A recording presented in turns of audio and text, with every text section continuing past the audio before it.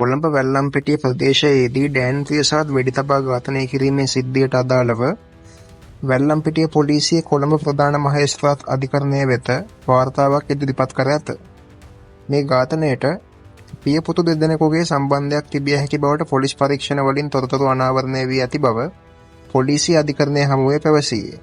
පසුගියදා එනම් 2025 වර්ෂයේ අප්‍රේල් මාස 23 වනදා පැවති අධිකරණ විභාගයේදී බන්දුල පියල් සහ මාධව සුදර්ශන යන පියපුතු දෙදෙනාගේ විදේශ ගමන් තහනම් කරන ලෙසත් ඔවුන්ගේ දුරකථන වාර්තා කැඳවීමට අවසර ලබා දෙන ලෙසත් පොලිසිය අධිකරණයෙන් ඉල්ලීමක් කරන ලදී.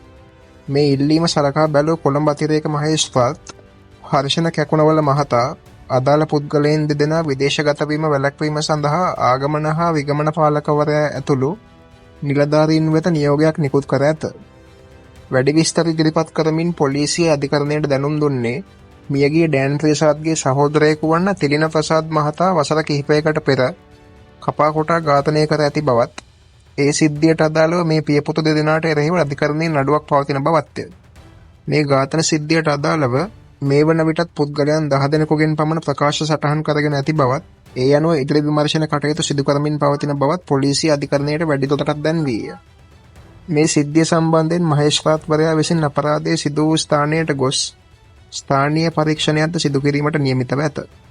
මේ අතර මේ ඝාතනය විමර්ශනය කිරීම සඳහා පොලිස් කණ්ඩායම් 6ක් යොදවා ඇති බව පොලිස් ප්‍රකාශකයෙකු සඳහන් කරන ලදී.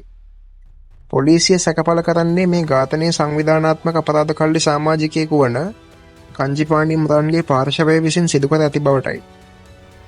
පාතාල ජාලය හා මත්ද්‍රව්‍ය ජාලය සමග ඩෑන් ප්‍රියසාද් සහ ඔහුගේ සහෝදරයාට සමජතා තිබූ බවටද වාර්තා පළ විය.